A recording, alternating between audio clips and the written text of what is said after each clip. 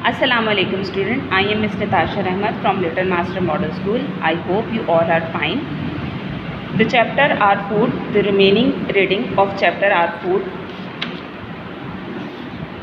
The topic are teeth यानी हमारे दांत। हम अपने दांतों का इस्तेमाल क्यों करते हैं? हम सबसे जो बड़ी वजह है वो ये है कि हम अपने दांतों का इस्तेमाल करते हैं खाना खाने के लिए।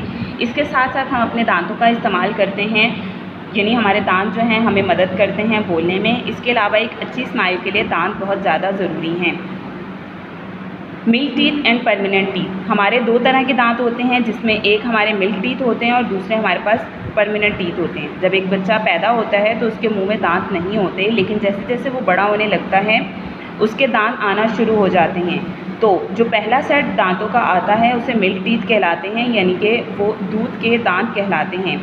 ये टीथ टेम्परेरी होते हैं, टेम्परेरी यानी कि कुछ अरसे के लिए होते हैं और कुछ अरसे बाद यानी जब वो बच्चा 6 साल का होता है तो ये दांत जो है वो एक एक करके टूटना शुरू हो जाते हैं और उसके बाद दोबारा से उनकी जगह नए दांत आना शुरू हो जाते हैं। जो दूसरे नए दांत आते हैं यानी जो सेकंड सेट दांतों का आता है उसे कहा जाता है परमानेंट टीथ। परमानेंट टीथ यानी कि मुस्तकिल रहने वाले दांत, और ये जो है आपके उम्र भर ये दांत रहते हैं।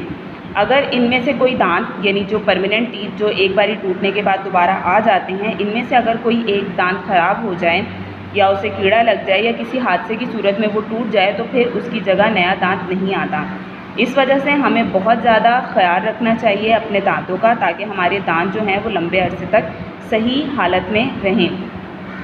टूथ डिके यानी दांतों का ख़राब हो जाना, अगर हम अपने दांतों का ख्याल नहीं रखेंगे तो वो ख़राब हो जाएंगे।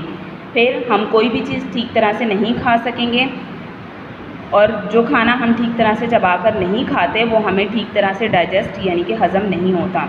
जब भी हम खाना खाते हैं उसके छोटे छोटे पार्टिकल्स हमारे दांतों में फंस जाते हैं, यानी हमारे दांतों में जो गैप जो डिस्टेंस मौजूद होता है उसके अंदर वो खाना फंस जाता है और वो पार्टिकल जब लंबे अरसे तक हमारे मुंह में मौजूद रहते हैं तो उनसे जो है मुंह में बुरी स्मेल भी पैदा होती है और इसके साथ साथ दांत जो है ख़राब होना शुरू हो जाता है।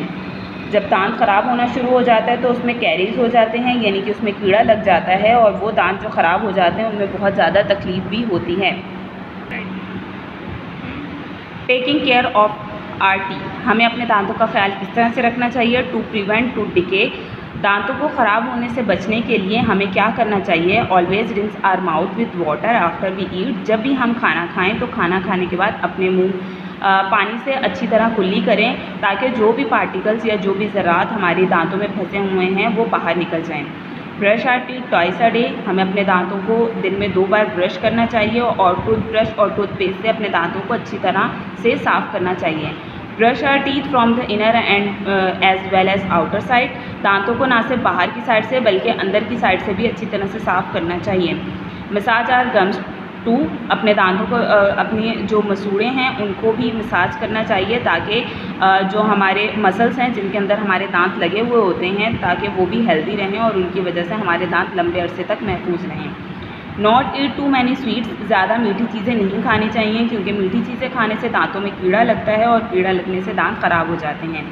Visit our dentist regularly to get our teeth examine, अपने दांतों का चेकअप करवाने के लिए हमें डेंटिस्ट जो दांतों का डॉक्टर कहलाता है उसके पास रेगुलरली अपना चेकअप करवाना चाहिए ताकि हमें पता रहे कि हमारे दांत सही हालत में हैं। डू यू नो, यहाँ पर बताया गया है कि क्या आप जानते हैं कि हम जो कच्ची सब्जियाँ खाते हैं जैसे कि जो सलाद में हम चीज़ें खाते हैं जैसे खीरा हो गया, गाजर होगी, और इसके अलावा जो हम फल खाते हैं जैसे कि सेब, ये हमारे दांतों को महफूज रखने में मदद देते हैं क्योंकि ये जब सख्त ग़िज़ाएँ हम कच्ची जब खाते हैं तो इन कच्ची ग़िज़ाओं को चबाकर खाने से हमारे दांतों में जो चीज़ें फंसी हुई होती हैं वो इजीली बाहर निकल आती हैं और ये हमारे दांतों के लिए बहुत ज़्यादा फ़ायदेमंद होते हैं।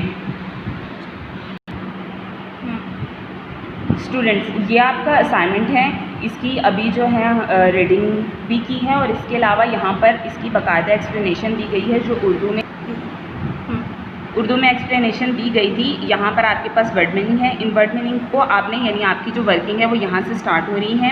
आपने इन वर्ड मीनिंग्स को अपनी फेयर कॉपी में साफ राइटिंग में लिखना भी है और इसके अलावा इनको लर्न राइट करके अपने होमवर्क रजिस्टर में लर्न और राइट भी करना है।